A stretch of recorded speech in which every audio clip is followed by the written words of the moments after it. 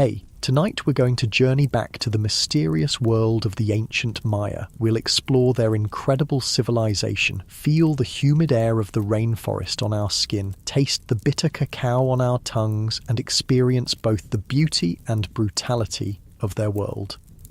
If you're enjoying these stories, I'd really appreciate a like or subscribe. I'm curious where you're listening from, so drop a comment with your location and what time it is there.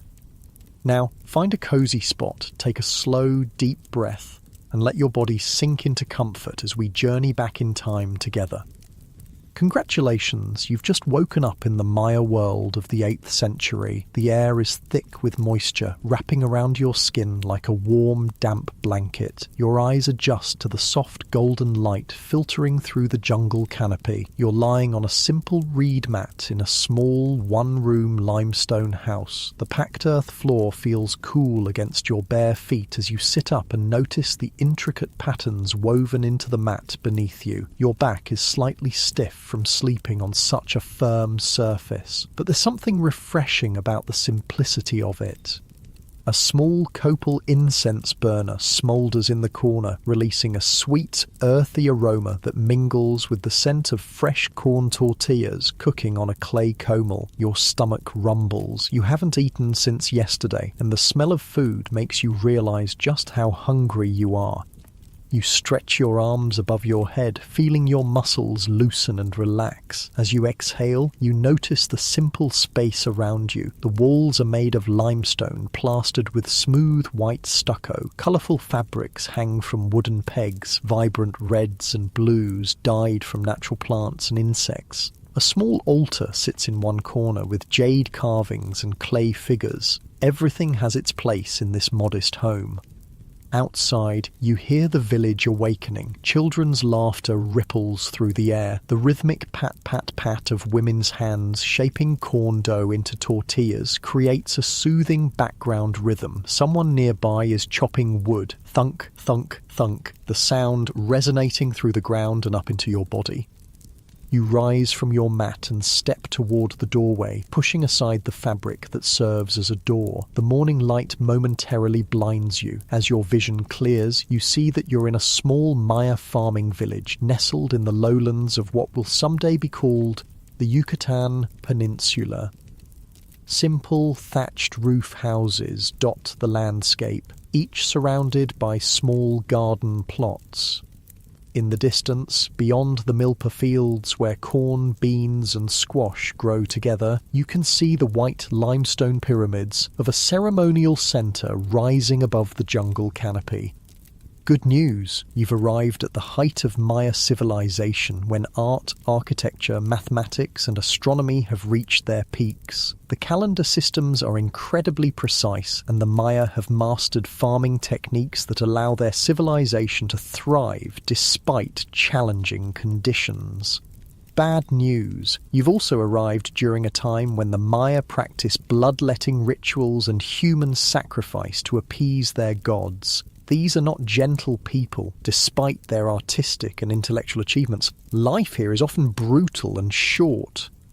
A small, brown-skinned woman with almond-shaped eyes approaches you. Her hair is woven into intricate braids adorned with colourful threads. She wears a simple huipil, a loose white cotton tunic decorated with embroidered patterns, and a long skirt wrapped around her waist. Around her neck hangs a pendant carved from jade, the sacred stone of the Maya. She smiles, revealing teeth filed to points and inlaid with jade, a sign of beauty among the Maya elite.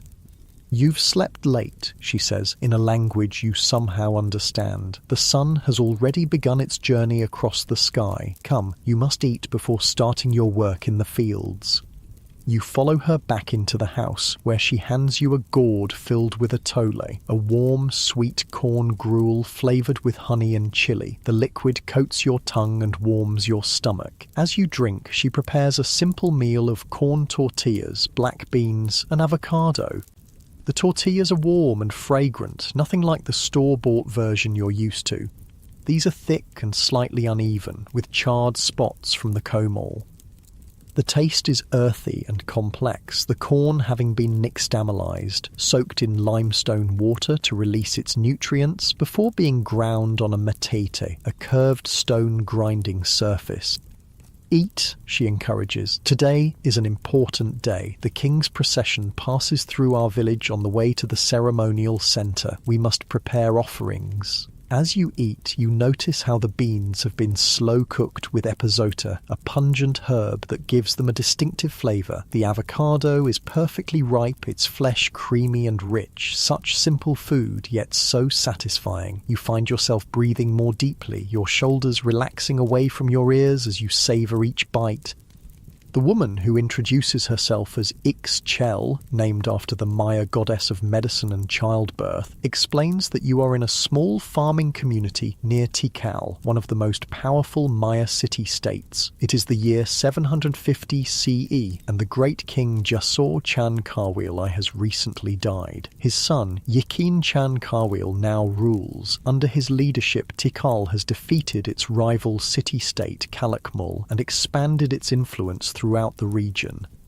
You feel the weight of the jade pendant hanging around your own neck and realise you must be someone of importance here. Jade is reserved for nobility and those with special status. Your hands, though, tell a different story. They are calloused and strong, the hands of someone who works the land despite their status.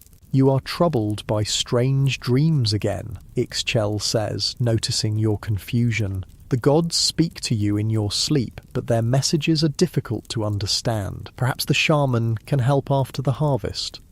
After finishing your meal, you step outside again. The village is fully awake now. Men with simple loincloths and sandals made from plant fibres are heading to the fields, carrying stone tools for tending crops. Women balance large ceramic pots on their heads, making their way to the nearby cenote, a natural sinkhole that provides fresh water. Children run about naked or in simple tunics, playing with clay figures or helping their parents with chores. Your feet carry you down a worn dirt path toward the milpa fields. The cool earth feels good between your toes. You notice how your body seems to know where to go, even as your mind struggles to make sense of this new reality. The weight of the humid air presses against your skin, making each movement slightly more effort. Sweat beads on your forehead and upper lip, trickling down your back. Yet there's something pleasant about this direct connection to your body, to the environment around you. The milpa fields spread out before you, an ingenious system of sustainable agriculture. Unlike modern monoculture, the milpa contains multiple crops growing together. Tall corn stalks provide support for climbing bean vines, which fix nitrogen in the soil, while squash plants spread along the ground, their broad leaves providing shade that prevents weeds and retains moisture. This Three Sisters method of farming has sustained the Maya for centuries.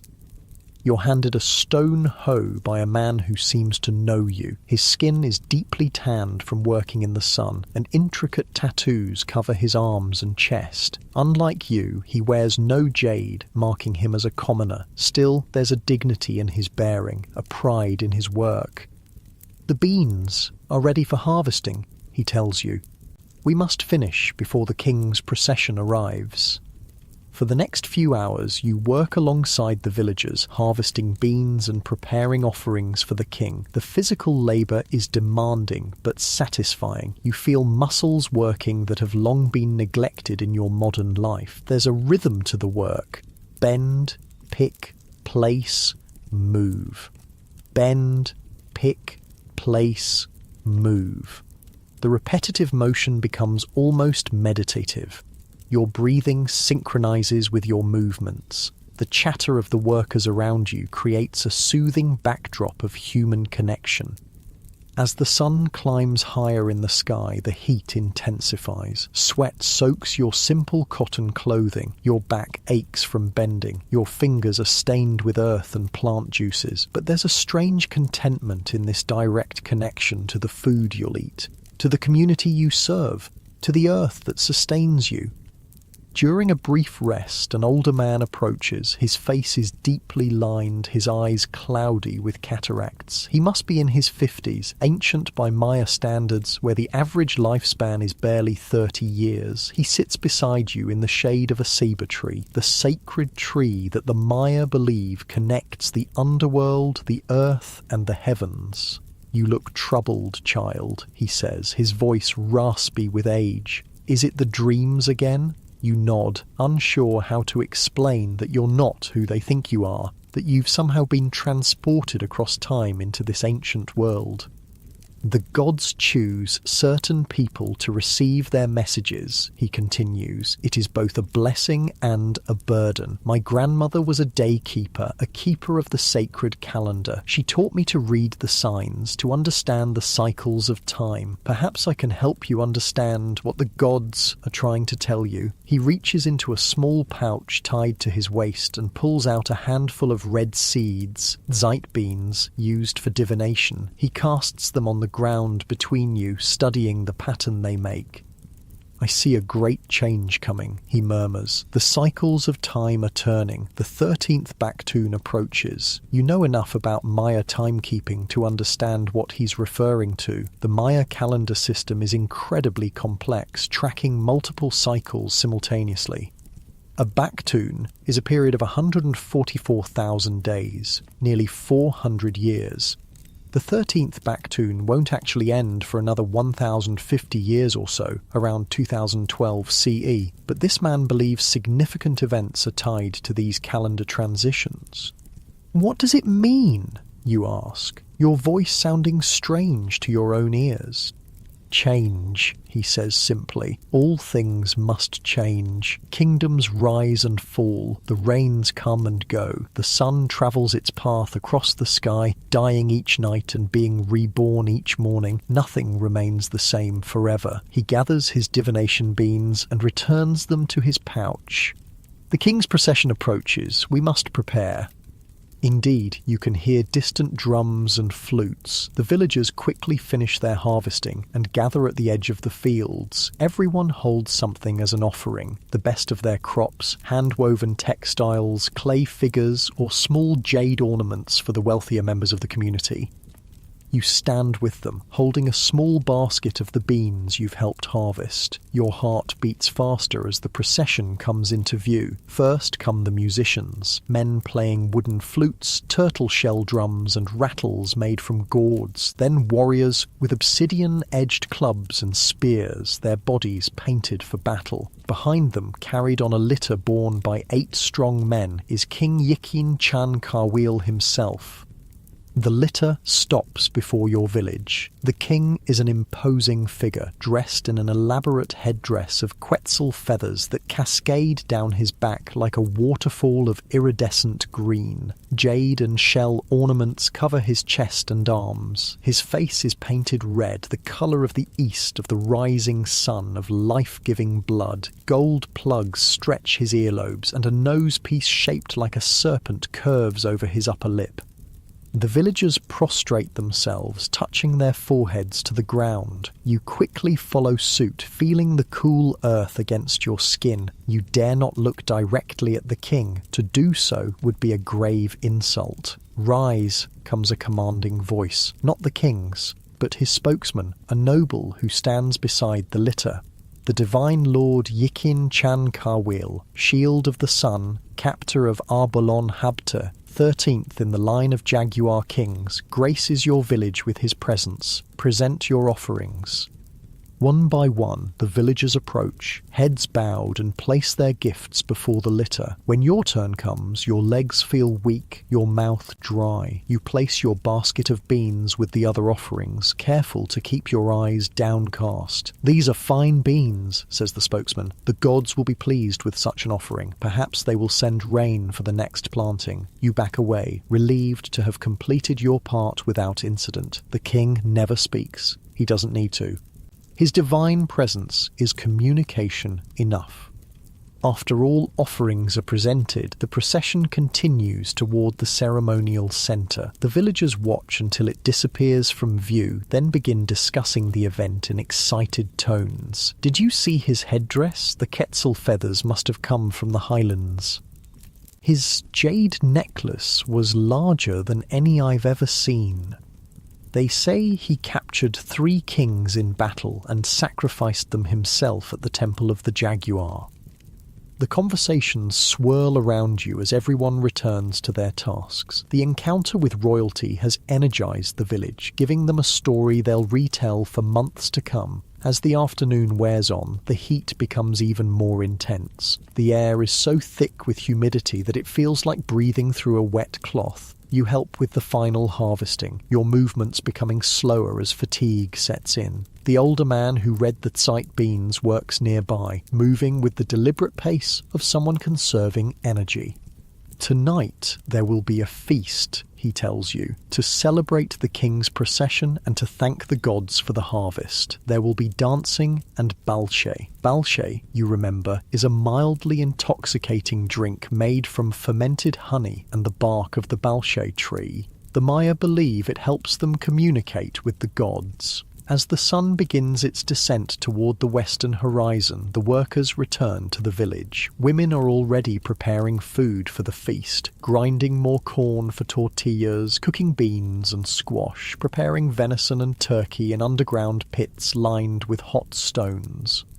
You help where you can, your body moving on instinct while your mind tries to make sense of this immersive experience. The physical fatigue from a day of manual labor settles into your muscles, your eyelids feel heavy, your limbs pleasantly exhausted. The feast begins as darkness falls. Torches and small fires illuminate the central area of the village. The smell of cooked meat and corn fills the air. Children dart between adults, excited to be allowed to stay up late. Musicians play, their melodies hauntingly different from any music you've heard before, following tonal patterns that seem alien yet strangely moving. Food is shared communally. You sit cross-legged on a woven mat, accepting a wooden plate filled with venison, turkey, tortillas, beans and squash. The meat is tender and flavoured with achiote, giving it a distinctive red colour and earthy taste. Small bowls of fiery habanero sauce are passed around. Just a tiny amount adds intense heat to the food. Gourds of balche circulate. When one reaches you, you take a small sip. The taste is sweet and tangy, with an herbal bitterness from the bark. It warms your throat and stomach. Just this small amount creates a pleasant, floating sensation. As you eat and drink, you observe the community around you. Despite the hard work and often harsh conditions of their lives, there's joy here. Children laugh and play, adults share stories and jokes, elders are treated with respect, given the best portions of food and the most comfortable places to sit. After the meal, dancers perform in the centre of the gathering. Men wearing elaborate masks depicting animals and gods move in complex patterns. Women in huipils embroidered with symbols of fertility and abundance sway in graceful counterpoint. The music intensifies, the drums faster, the flutes higher. The older man who read the sight beans sits beside you again. "Do you understand what they're dancing?" he asks. You shake your head. "It's the story of creation," he explains, "how the gods made the world and all living things, how they tried 3 times to create humans, first from mud, then from wood, and finally from corn. Only the corn people, us, were successful. We could speak and move and properly honour the gods who made us." You recognise the story from your knowledge of the Popol Vuh, the sacred text of Maya creation myths that survived the Spanish conquest, but hearing it described by someone who truly believes it, who sees it not as mythology but as sacred truth, gives it a different resonance.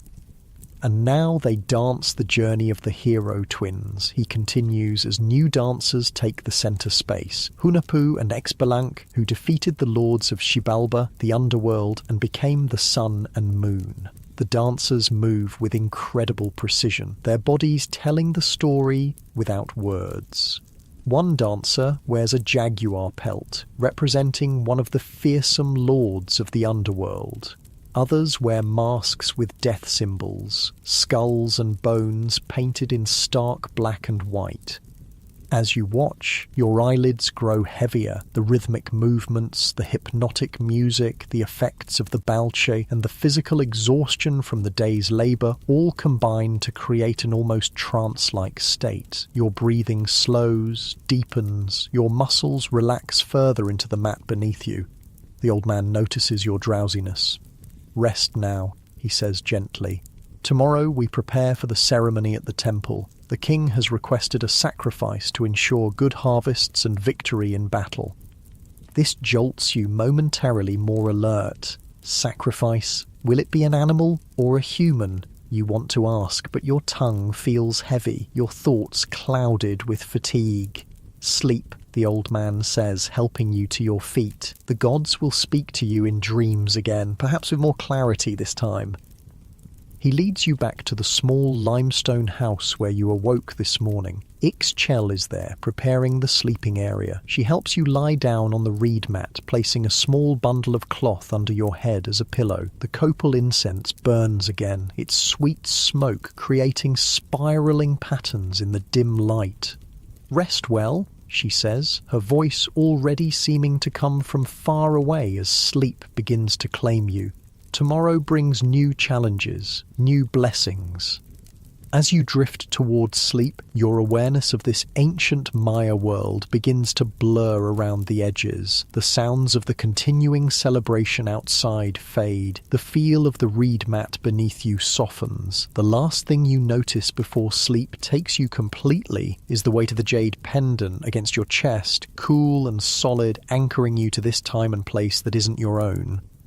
Your breathing deepens, your muscles relax completely, your consciousness begins to float, untethered. Perhaps in dreams the gods will indeed speak to you, helping you understand why you've been brought to this ancient world and what you're meant to learn here. And as you slip into dreams, a question forms in your mind. Will you wake tomorrow still in the world of the ancient Maya, or will your consciousness return to your own time? Only the gods know for certain. For now, you surrender to sleep, to the rhythm of your own breathing, to the distant sounds of flutes and drums celebrating the eternal dance of life, death, and rebirth that lies at the heart of Maya belief. The night wraps around you like a warm embrace, holding you securely as your mind drifts further into darkness. Sleep comes, deep and complete, and in that sleep perhaps answers await. You wake to the sound of a conch shell trumpet echoing across the village. The haunting, resonant tone vibrates through the walls of your small limestone house, pulling you from the depths of sleep. For a moment you're disoriented, expecting to see your familiar bedroom. Instead, the same packed earth floor and thatched roof of yesterday greet your opening eyes. You're still here, still in the ancient Maya world. Dawn light filters through the doorway, painting the interior walls with a soft golden glow. Your body feels different. Muscles sore from yesterday's fieldwork, skin sticky from the humidity. The reed mat beneath you has left faint impressions on your arms and legs. You run your fingers over these temporary marks, marvelling at how present you feel in this physical form. Ixchel is already up, kneeling by the hearth fire where she's preparing the morning meal. The 3 stones of the hearth form a triangle, representing the 3 stones the gods placed to create the world, according to Maya belief. The smoke rises through a small opening in the roof, creating shifting patterns against the morning light. "You slept deeply," she says, not looking up from the corn dough she's patting into tortillas. No cries or strange words in the night. Perhaps the gods have finished speaking to you for now? You sit up slowly, each movement deliberate as your stiff muscles adjust. The jade pendant still hangs around your neck, cool against your skin despite the growing warmth of the day. Outside, the village is coming alive, the rhythmic sound of corn being ground on stone metates, chickens clucking, children calling to one another. Today we go to the ceremonial centre, Ixchel continues. The king has called for special offerings. It is a great honour for our village to participate. She hands you a gourd of water. It's slightly warm and tastes faintly of minerals from the cenote where it was collected. You drink deeply, feeling the liquid spread through your body, bringing relief to your parched throat. The morning meal is similar to yesterday's. Corn tortillas, this time served with a paste made from squash seeds and chili. The flavours are intense, nutty, spicy, complex. You eat slowly, savouring each bite, noticing how different this is from the rushed breakfasts of your modern life. Here, food is sacred, grown with care, prepared with intention, eaten with gratitude. As you eat, children peer curiously through the doorway. Their small brown bodies are naked or clothed in simple tunics. Their black hair, cut straight across the forehead in the Maya style, frames wide eyes that study you with unabashed interest. When you smile at them, they giggle and duck away, only to return moments later for another look. After the meal, Ixchel helps you prepare for the journey to the ceremonial centre. She brings a clean huipil, more elaborately embroidered than the one you wore yesterday. This one features geometric patterns in vibrant blue and red, with symbols you recognise as glyphs for water and maize. She also brings a small pot of red ochre, which she uses to paint simple designs on your cheeks, marks of status and belonging. The walk is long, she explains as she works. We must pass through the forest and cross the river before reaching the sacred city. The old ones and children will ride in litters, but you and I will walk. Outside, the village is busy with preparations. People carry baskets of food, rolls of woven fabric, and clay figures to present as offerings. Some wear their finest clothing, adorned with whatever small luxuries they possess. A feather here, a shell necklace there. Everyone brings something, no matter how humble. The old man who read the sight beans for you yesterday approaches. Today he wears a headdress of simple cotton cloth wrapped around his head, marking him as someone of special status, perhaps a minor priest or shaman. Ah, the dreamer awakens, he says, his cloudy eyes somehow finding yours despite his partial blindness. Did the gods visit you in the night? You shake your head. I don't remember any dreams. He nods thoughtfully. Sometimes silence is an answer too. The gods speak in many ways, through dreams, through the patterns of thrown seeds, through the flight of birds. We must learn to listen with more than our ears. He introduces himself properly now. Kienich, named after the sun god. He tells you he serves as the village's daykeeper, tracking the sacred calendar and advising on auspicious days for planting, harvesting, and ceremonies. Today is a good day for offerings, he says. 7 Manik in the Tzolkin count, a day of balance, when the veil between our world and the world of the gods grows thin. Come, walk with me. I will tell you of the city we are about to visit. The village forms a procession, with the youngest children and eldest members riding in simple litters carried by strong young men. Everyone else walks, carrying their offerings. You and Kainich fall into step somewhere in the middle, your feet finding a comfortable rhythm on the well-worn path. As you walk, Kienich explains that the ceremonial centre you're visiting is one of several cities under Tikal's control. The Maya world isn't a unified empire, but rather a collection of city-states, sometimes allies, sometimes bitter enemies. Wars are frequent, with captured rulers often sacrificed in elaborate public ceremonies. The city we visit today is called Uakshaktun, he says. It was once a rival to Tikal, but now serves our great king. Its temples are aligned with the stars, marking the solstices and equinoxes. The priests there are wise in the ways of time and the heavens. The path takes you through dense jungle. Massive sabre trees tower overhead, their trunks buttressed with flaring roots that create natural alcoves where small offerings of copal incense and food have been placed. Brightly coloured birds call from the canopy. Toucans with their enormous bills, scarlet macaws flashing like flames through the green leaves. Howler monkeys roar in the distance, their calls carrying for miles through the humid air. The jungle embraces you, wrapping you in its green arms. The air is thick with moisture and the rich scent of decay and growth, that distinctive smell of the rainforest where everything is constantly dying and being reborn. Your skin becomes slick with sweat, but the tree canopy provides welcome shade from the direct sun. Keenich points out useful plants as you walk: the sapodilla tree, whose sap provides chewing gum, the copal tree, whose resin is burned as incense, medicinal herbs used to treat fevers and wounds. The Maya don't see the jungle as wilderness to be conquered, but as a garden to be tended and harvested. Every plant has a purpose, a story, a spirit. Before the first fathers created humans, Keenich tells you, they made the animals and trees. They gave each one a voice and asked them to speak their names and give praise to their creators. But the animals could only squawk and howl and roar. They couldn't speak properly or remember their creators. So the gods decided to make a new being who could speak and remember and give proper worship. You recognize this as part of the creation story from the Popol Vuh. Though this sacred text won't be written down for centuries yet, the oral tradition already contains these ancient beliefs.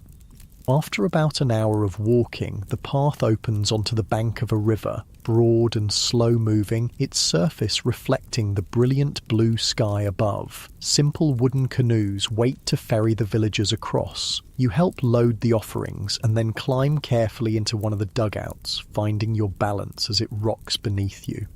The canoe glides silently across the water, propelled by a young man with a long wooden pole. Fish dart beneath the surface, quick flashes of silver against the river's sandy bottom. Water lilies float in the shallows, their white flowers open to the morning sun.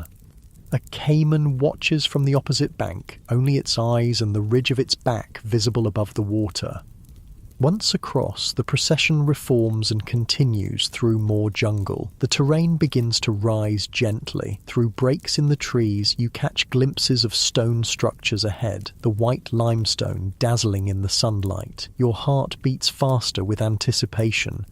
Finally, the trees thin, and you step out onto a cleared plaza paved with white stone. The sight before you takes your breath away. Pyramids rise against the sky, their stepped sides climbing toward heaven. Temples crown their summits, their roof combs elaborately carved with images of gods and rulers. Long buildings flank the plaza, palaces for the nobility and priests. Stelae, tall stone monuments carved with images and hieroglyphs, stand at regular intervals recording the deeds of kings and important celestial events. The ceremonial centre is alive with activity. Hundreds of people from surrounding villages have gathered, bringing offerings similar to your own. Priests in elaborate costumes direct the proceedings, their headdresses of quetzal feathers and jaguar pelts marking their high status. Warriors stand guard, their bodies painted for battle, obsidian-edged weapons gleaming in the sun. Keenich leads you across the plaza toward the largest pyramid. The limestone paving stones feel hot through your sandals. The open space offers no shade, and the heat is intense after the relative cool of the jungle. Sweat trickles down your back and between your shoulder blades. Your breath comes faster as you take in the overwhelming scale and beauty of the architecture. The temple at the top honours Chak, the rain god, Keenich explains. In this dry season, we must please him, so he will bring water for our crops. At the base of the pyramid, people leave their offerings on large stone altars. You watch as Ixchel carefully places the woven textile she carried all this way, smoothing it with reverent hands. Others leave food, incense, jade beads, or figurines of the gods. Nothing is too humble to be offered. Even a perfect flower or unusual stone might please the deities. When it's your turn, you step forward with the small clay figure you've been carrying, a representation of Chak with his distinctive long nose and axe. You place it carefully among the other offerings, feeling a strange sense of connection to this ancient practice. Though the beliefs aren't your own, there's something deeply human about the act of giving, of acknowledging forces greater than yourself.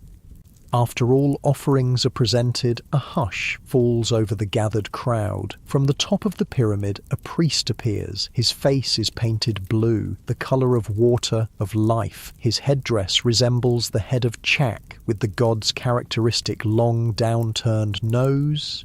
He raises his arms to the sky and begins to chant in a sing-song voice that carries across the plaza. Though you can't understand all the words, you recognise invocations to Chak, asking for rain, for life-giving water to nourish the crops. The crowd responds at intervals with a word you recognise, Lakin. So be it. As the chanting continues, your attention is drawn to movement at the side of the plaza. Warriors are leading a group of bound men, their bodies painted black, their expressions resigned. With a chill, you realise these are captives taken in recent battles with neighbouring cities. They will be the sacrifices to Chak. You look at Keenich, uncertain how to react. His weathered face shows no surprise or distress. This is simply the way of his world, necessary for the continuation of life. Without blood, there is no rain, he says simply, noticing your discomfort. The gods gave their blood to create humans. Now humans must return the gift. Before the captives can be led up the pyramid steps, however, something unexpected happens. King Yikin Chankawil himself arrives at the plaza, carried on his elaborate litter. The crowd immediately prostrates themselves, touching foreheads to the stone pavement. You quickly follow suit, feeling the hot stone against your skin.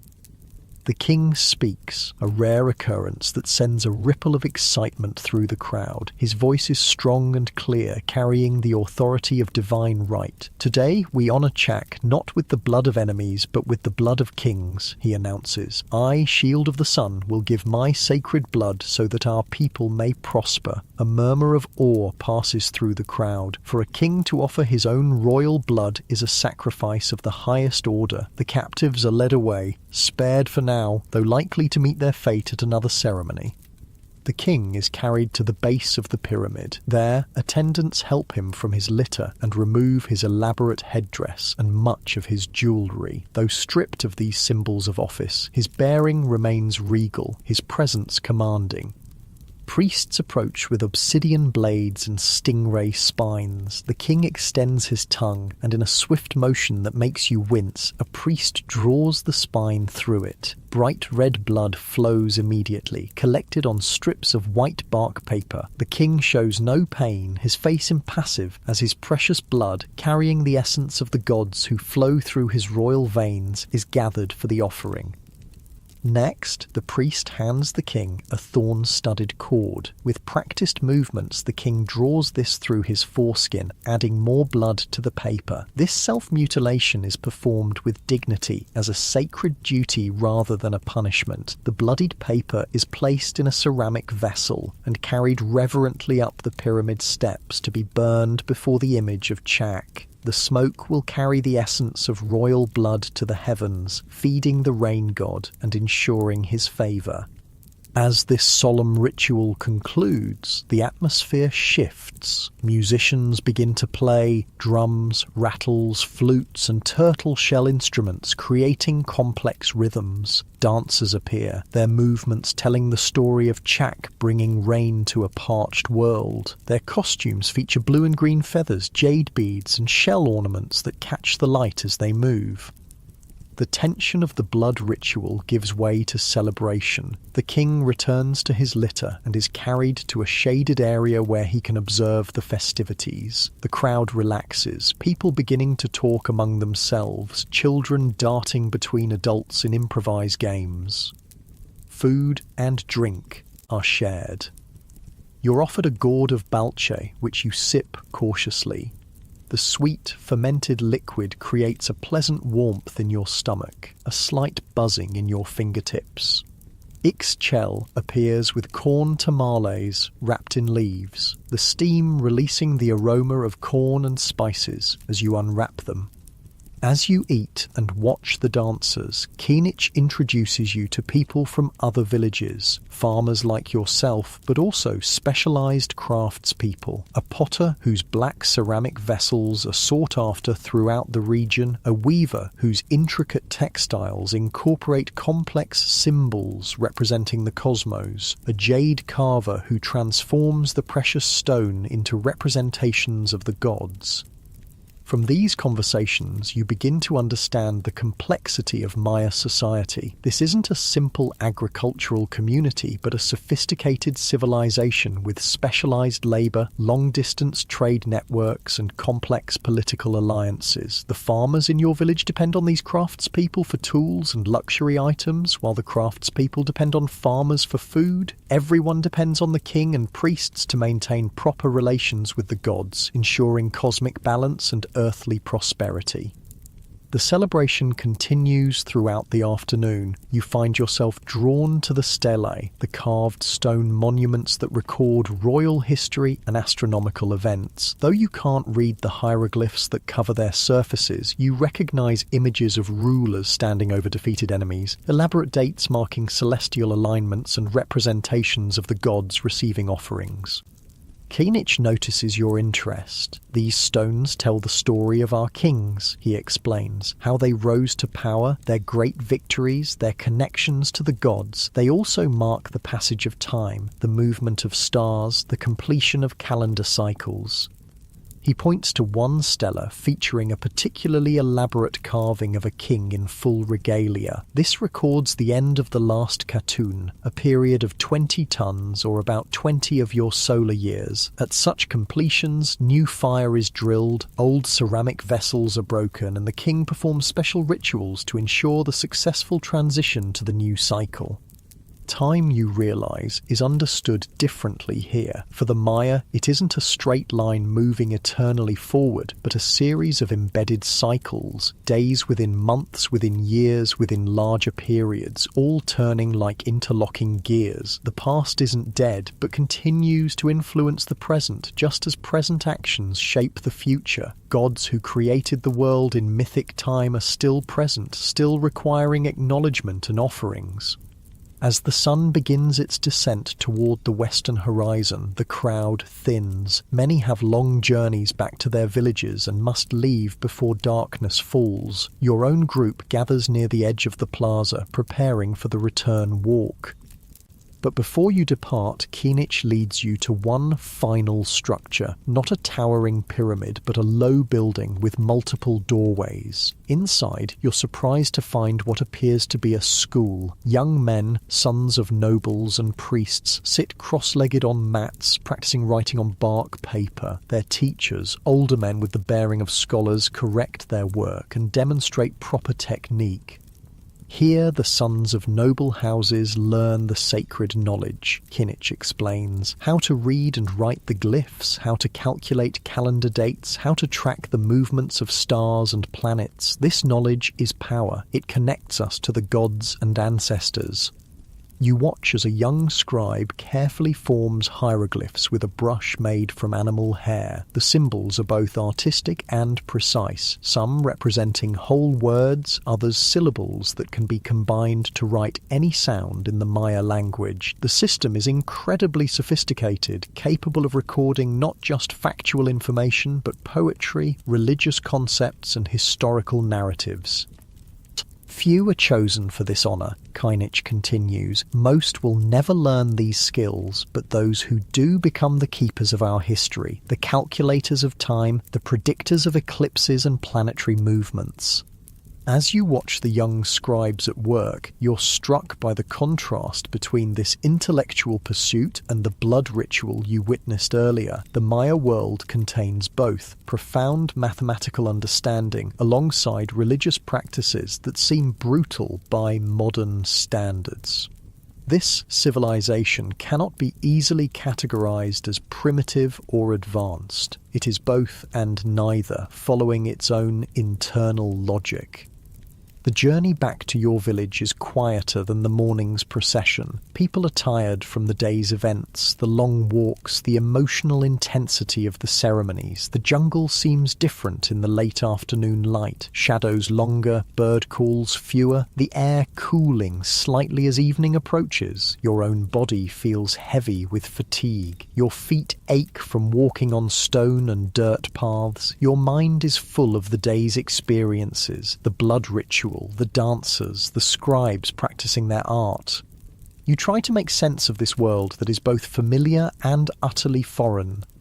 Crossing the river again as sunset approaches, you watch fish jumping for insects, skimming the water's surface. Each circular ripple spreads outward, intersecting with others to create complex patterns, like time in the Maya worldview. Cycles within cycles, patterns emerging from the intersection of different periods. By the time you reach your village, twilight has descended. Cooking fires glow orange against the deepening blue of evening. The smell of corn and beans welcomes you home. Children run to greet the returning procession, eager to hear about the ceremonies and celebrations. In your small limestone house, Ixchel lights the copal incense and prepares a simple evening meal. The physical and emotional exertion of the day has left you profoundly tired. Your limbs feel heavy, your eyelids struggling to stay open. After eating just enough to satisfy your hunger, you sink onto your reed mat, your body seeming to melt into its surface. Keenich visits briefly, bringing a small jade bead, a token from the ceremonial center. Place this under your tongue as you sleep, he instructs. It may help the gods speak more clearly in your dreams.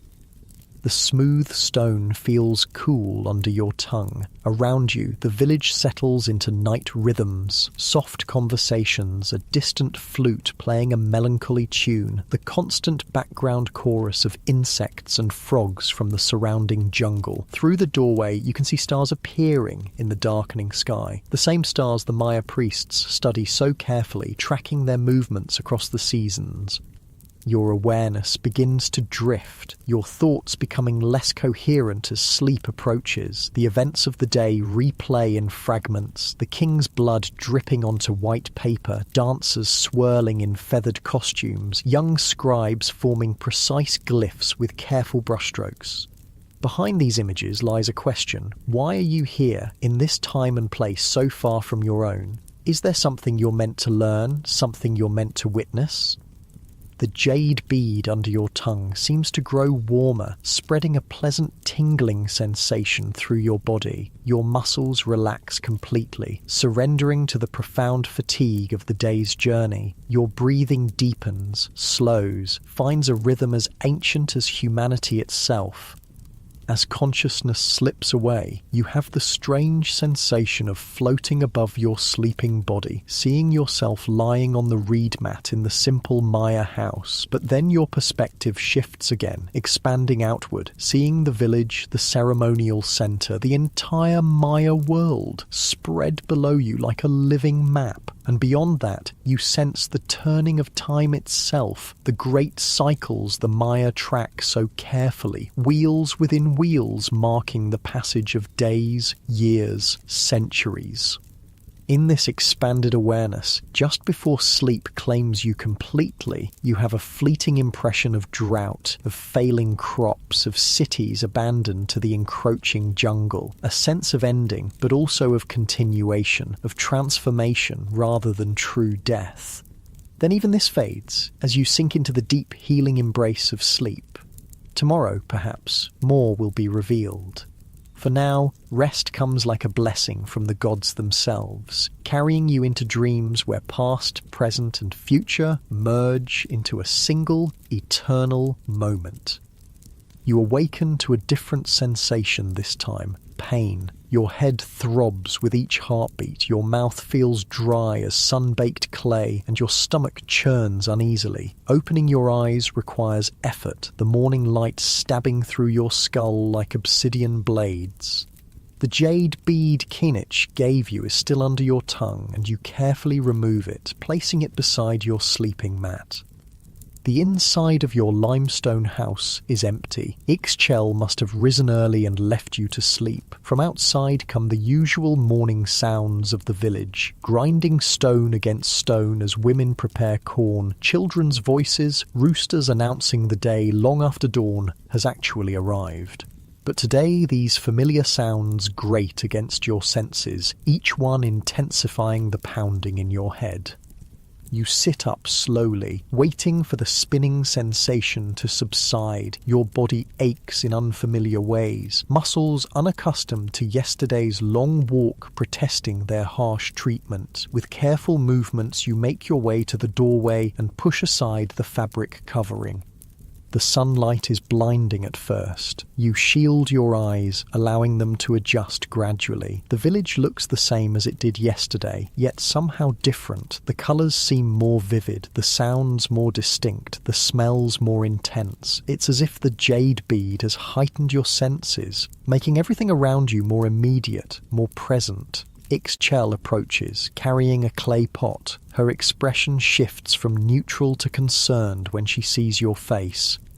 The good news is you're about to witness one of the most fascinating and complex social institutions of the American frontier. The bad news? Well, you're about to discover that life in these establishments was nothing like the romantic tales Hollywood would later tell.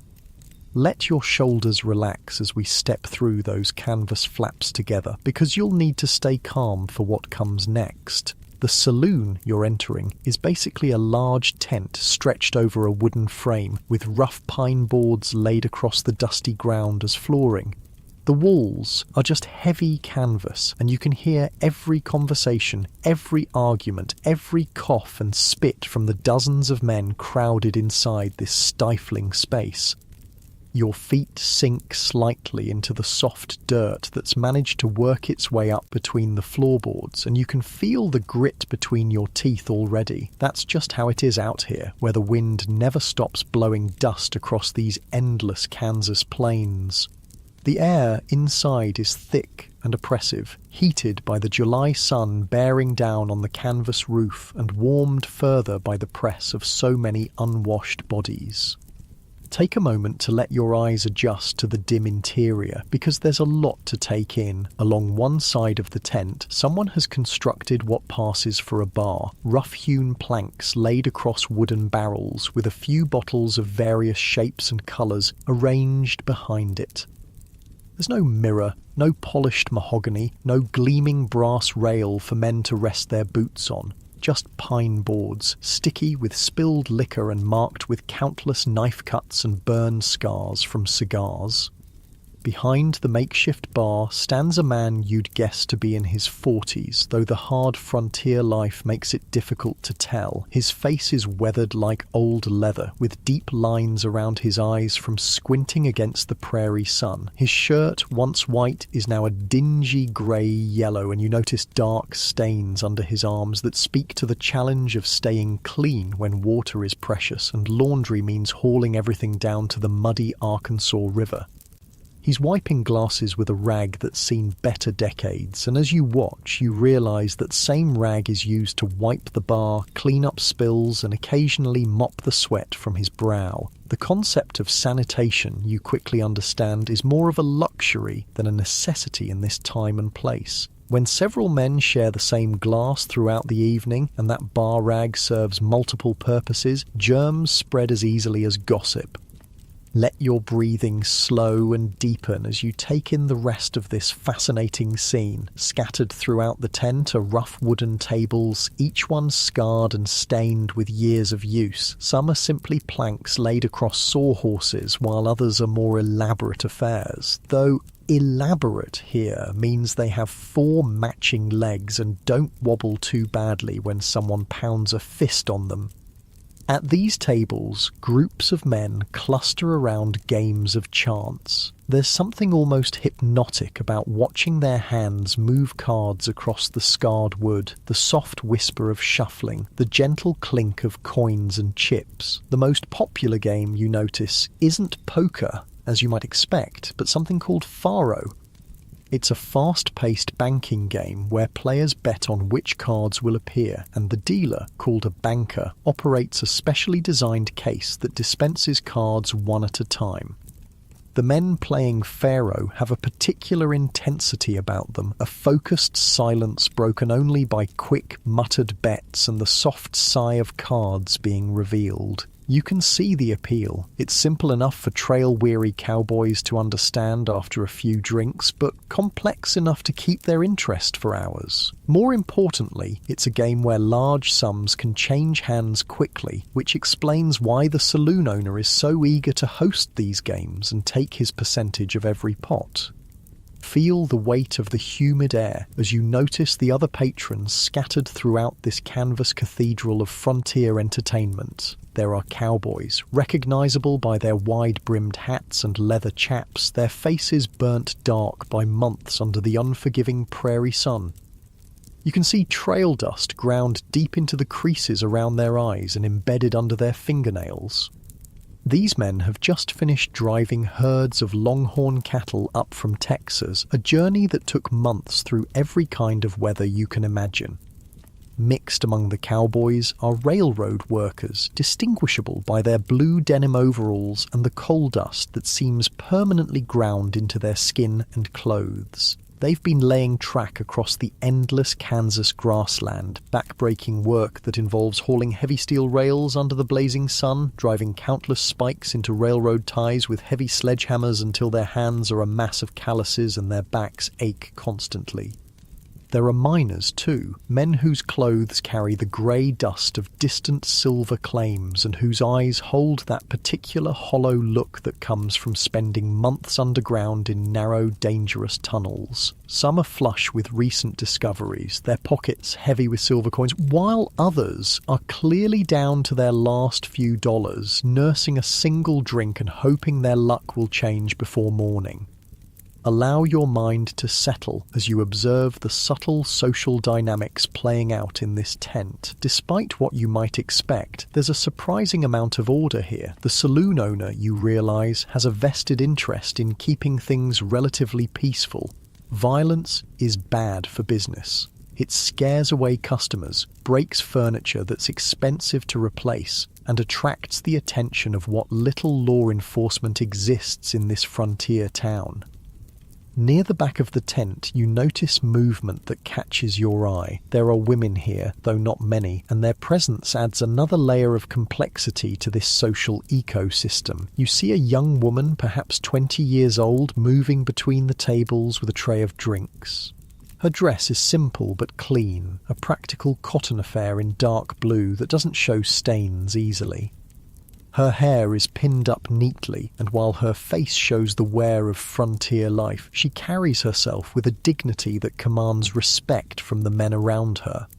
This is what they call a saloon girl, though that term covers a wide range of roles and circumstances. Her primary job is to encourage men to buy drinks and stay in the saloon longer, spending more money. She'll dance with customers for 25 cents a song, engage them in conversation, and generally brighten their evening.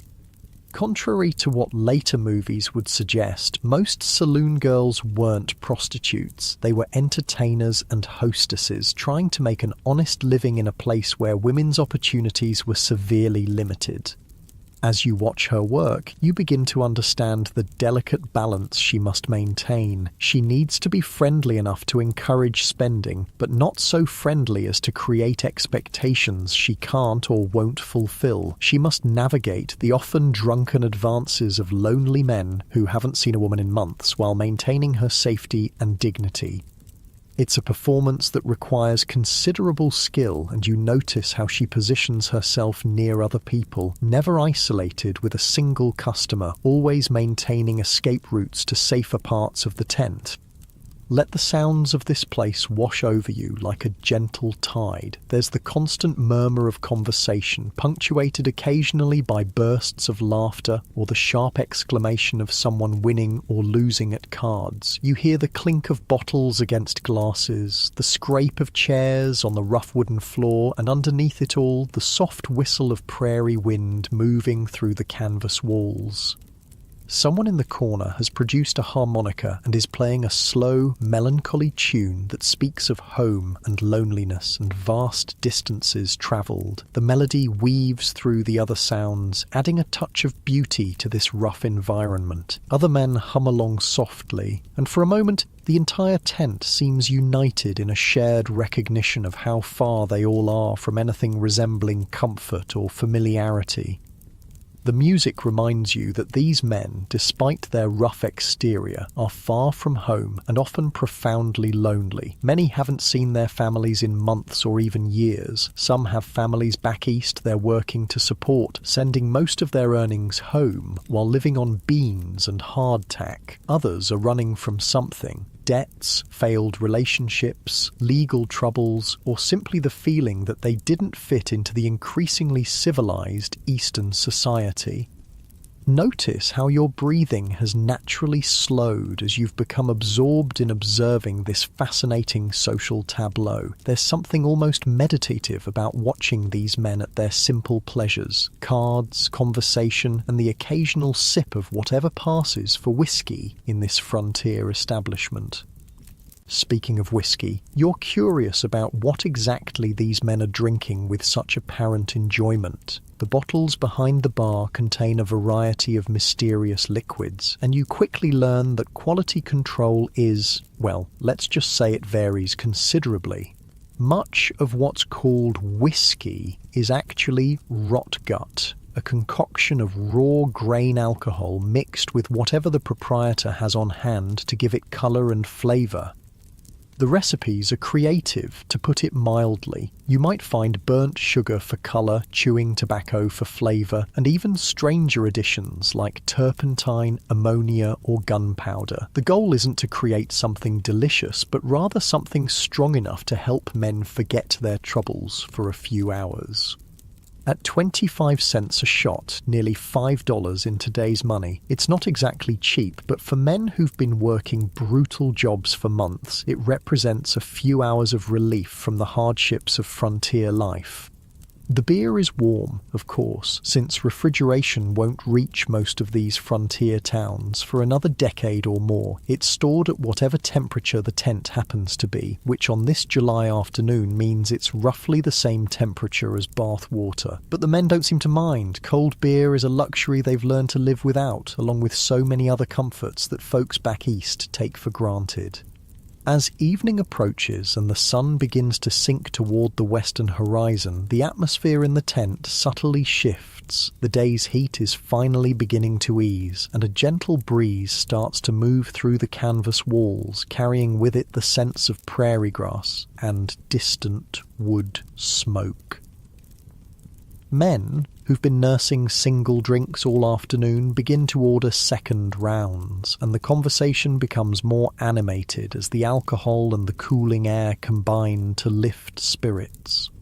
Feel your body settling deeper into relaxation as you watch the simple ritual of men unwinding after hard days of labour. There's something timeless and somehow comforting about it, the universal human need for companionship, for a place to belong, for a few hours of pleasure after long days of toil. Despite the harsh conditions and rough circumstances, you can see genuine friendship and camaraderie developing among these frontier travellers. The saloon girl continues her graceful dance between tables, her tray somehow always balanced perfectly despite the uneven floor and the occasionally unsteady customer. You notice how the men treat her with a mixture of respect and protective concern. While there are certainly those who try to take liberties, the majority seem to understand that she's working hard to make an honest living and deserves to be treated accordingly. As the sun disappears completely and someone lights a few kerosene lanterns around the tent, the golden light creates dancing shadows on the canvas walls. The harsh edges of the day seem to soften, and even this rough frontier establishment takes on a certain warm intimacy. Men's voices drop to quieter tones, and the harmonica player switches to even gentler melodies that seem designed to ease the soul rather than energize the spirit. You realize you're witnessing something remarkable, a moment of peace and human connection in one of the harshest environments imaginable. These men have found a way to create community and comfort even here in this dusty tent on the edge of civilization. They've established their own codes of conduct, their own forms of entertainment, their own ways of caring for one another. As you prepare to rest and let these images settle in your mind, take a moment to appreciate the resilience of the human spirit. Despite facing challenges that would seem overwhelming to most of us today, isolation, physical hardship, uncertain futures, and very real dangers, these frontier people found ways to create joy, friendship, and meaning in their lives. The gentle sounds of the saloon continue around you as your eyelids grow heavy. The soft murmur of conversation, the whisper of cards being shuffled, the distant notes of that lonely harmonica. Let these sounds carry you toward peaceful sleep, knowing that tomorrow we'll continue exploring this fascinating world where survival required not just physical toughness, but the ability to find humanity and connection in the most unlikely places. As the night deepens and the kerosene lanterns cast their warm, flickering glow across the canvas walls, you begin to notice details that escaped your attention in the bright afternoon light. The saloon girl you've been watching, let's call her Mary, though her real name might be something entirely different, as many women in her position adopted new identities when they came west, moves with a practiced efficiency that speaks of months, perhaps years, of navigating this challenging world. You notice how she never quite turns her back on any customer, always positioning herself where she can see the entire room. Her dress, while clean, shows signs of careful mending. A small patch near the hem where someone's spur caught the fabric, tiny stitches around a tear that might have come from a grabbing hand she had to escape. These aren't just clothes, you realise, they're armour of sorts, designed to be practical, durable, and easily cleaned when the inevitable spills and mishaps occur. The good news is that Mary seems to have earned the respect of the regular customers, who nod politely when she approaches their tables and make room for her to set down their drinks without crowding her. The bad news becomes apparent when you notice how carefully she watches the door, alert for strangers whose intentions and temperament she hasn't yet learned to read. Let your shoulders settle as you observe the delicate dance of frontier hospitality that Mary performs dozens of times each evening. When she approaches a table of cowboys fresh off the trail, she keeps her tone light and friendly, but maintains what you might call a professional distance. "Evening, gentlemen," she might say, her voice carrying just far enough to be heard over the general conversation. "Can I bring you another round, or perhaps something to eat? We've got beans and hardtack, or if you're feeling prosperous, there's bacon to go with it." The cowboys, their faces still bearing the dust and sunburn of weeks on the trail, respond with a mixture of eagerness and awkward politeness that tells you everything about how long it's been since they've had a conversation with a woman. They stumble over their words, suddenly conscious of their rough appearance and rougher language. "Yes, ma'am," one might reply, removing his hat and smoothing his hair with fingers that shake slightly from either nerves or too much rot-gut whiskey. "That sounds real fine, ma'am. Real fine indeed." You begin to understand that Mary's job involves much more than simply serving drinks. She's part entertainer, part therapist, part social director for men who've been isolated from normal human society for months at a time. She listens to stories about home, about families left behind, about dreams of striking it rich and returning east with enough money to buy a farm or start a business. She nods sympathetically when cowboys describe the challenges of the trail. River crossings where they lost cattle, thunderstorms that scattered the herd, the constant worry about Indian raids or rustlers. But you also notice the toll this emotional labour takes on her. Between tables, when she thinks no one is watching, her professional smile fades for just a moment, and you can see the exhaustion in her eyes. She's been on her feet since mid-afternoon, and it's now well past 9 o'clock. Her feet hurt. You can tell by the way she shifts her weight when she stands still for more than a few seconds. The constant need to be charming and attentive, to make every customer feel special and welcome, requires a kind of emotional energy that must be absolutely draining. Take a slow, deep breath as you notice the other women working in this tent saloon, because Mary isn't alone in this challenging profession. Near the back of the tent, partly hidden by shadows, you see an older woman, perhaps 35, which makes her practically elderly by frontier standards. Her name might be Kate, and she's what folks politely call a soiled dove, though you quickly learn that these euphemisms cover a harsh reality. Kate represents the other side of women's work in frontier saloons, the side that proper society prefers not to acknowledge, but that serves a very real need in these overwhelmingly male communities. She's a prostitute, though that word is rarely spoken aloud in polite company. Instead, people refer to sporting women, or ladies of the line, or painted ladies, as if prettier language could somehow soften the harsh realities of her profession.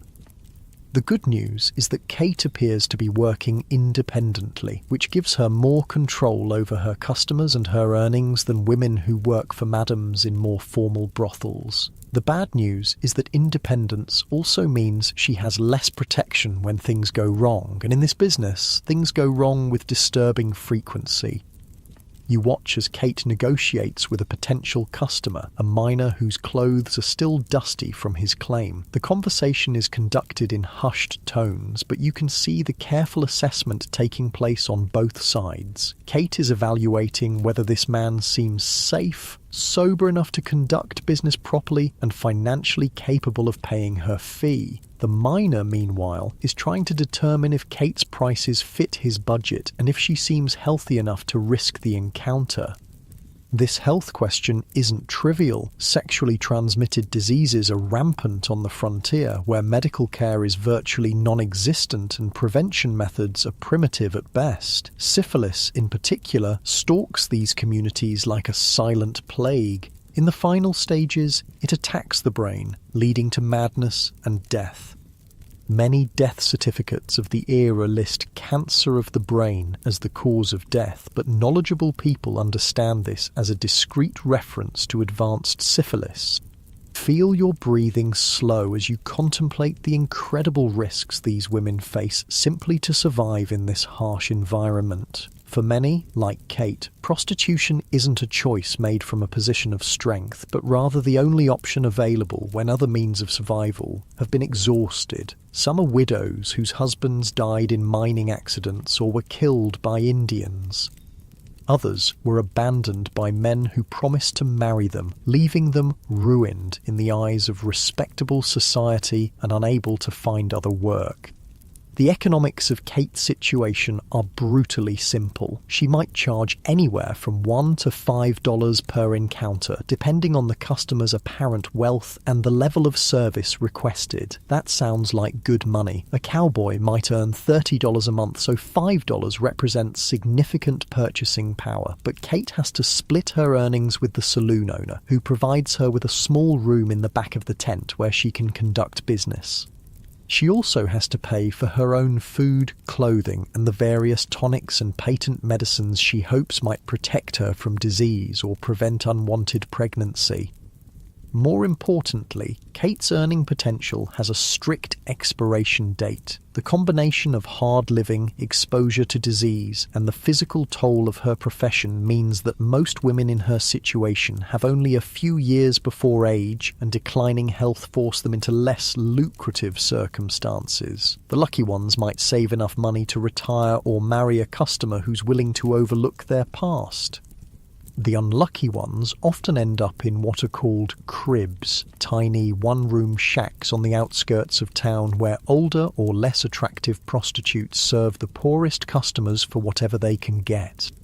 Let your mind settle on the small kindnesses that make life bearable in this harsh environment. You notice that Mary and Kate treat each other with mutual respect and support, despite the social stratification that technically separates saloon girls from prostitutes.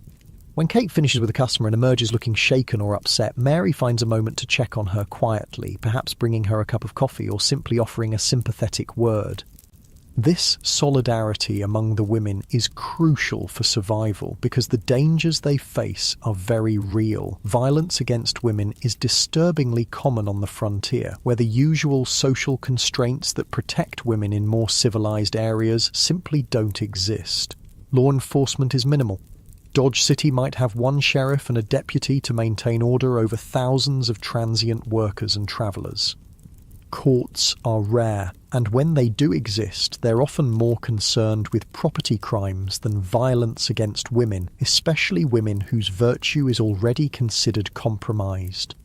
You witness a small but telling incident when a drunk cowboy becomes too aggressive with Mary, grabbing her arm when she tries to move away from his table. Before she can react, two other customers, men she's apparently served before, stand up and suggest firmly that the cowboy release her and apologize. The tension in the tent spikes for a moment, hands moving instinctively toward weapons, but the drunk cowboy's friends pull him back down to his seat and mumble apologies to Mary.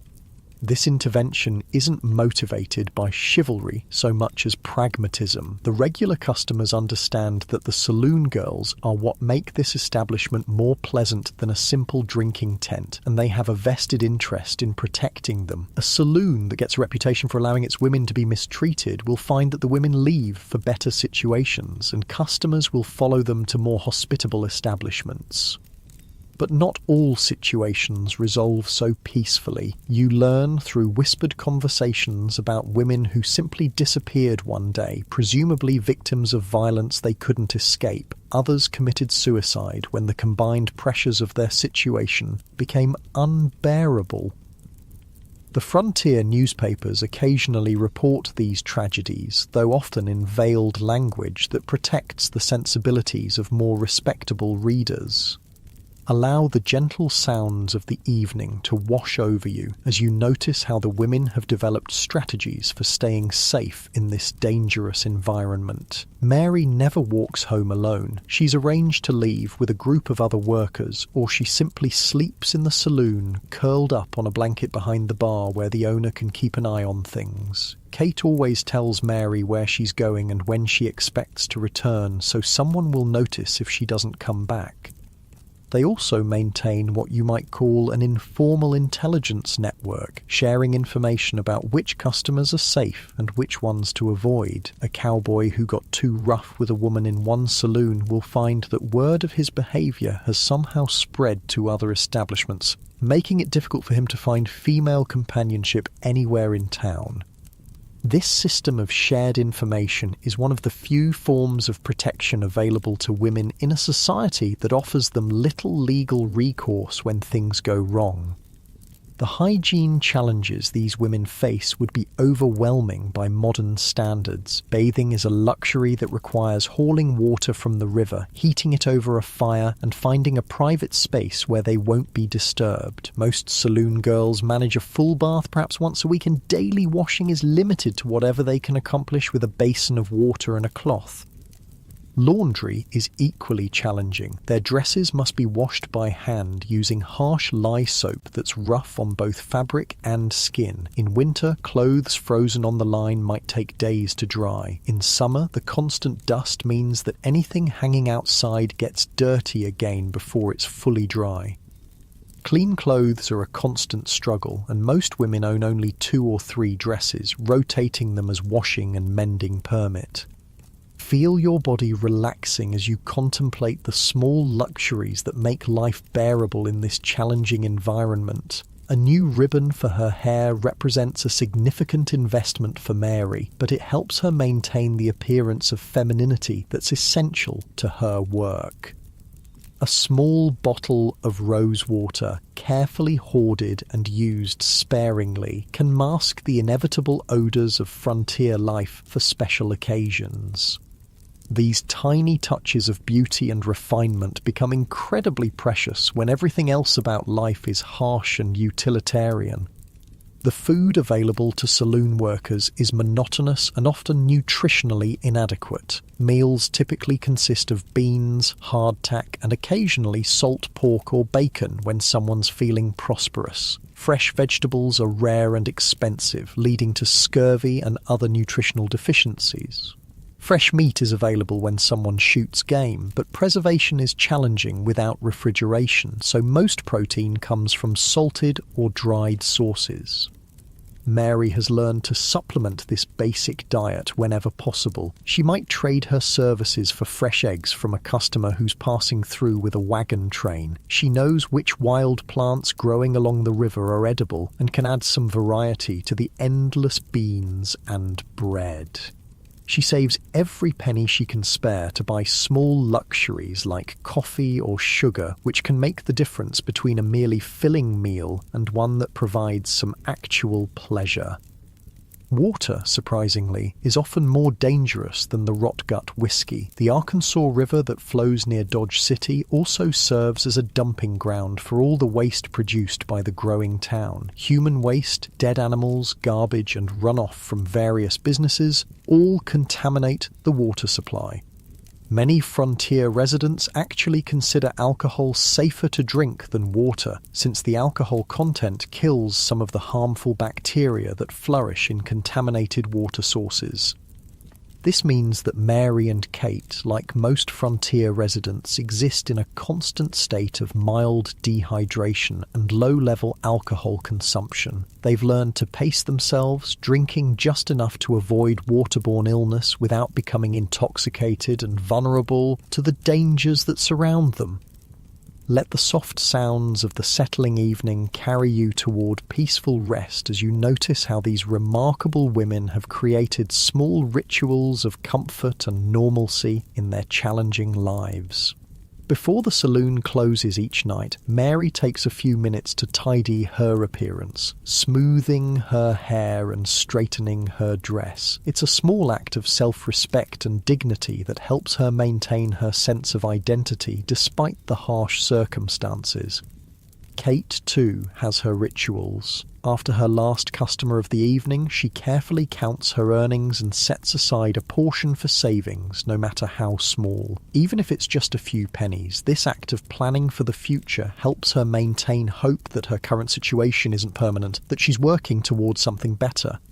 The two women often share a cup of coffee before retiring, sitting quietly in the back of the tent as the last customers finish their games and conversation. They don't talk much during these moments. They're both exhausted from the emotional and physical demands of their work. But there's comfort in shared silence, in the simple presence of another woman who understands the unique challenges they face. As the kerosene lanterns begin to burn low and the tent gradually empties of customers, you can feel the day's tension slowly ebbing away. The harsh realities of frontier life remain, but for this moment there's peace. Mary and Kate have survived another day, earned enough money to eat tomorrow, and avoided the worst of the dangers that constantly threaten their safety and well-being.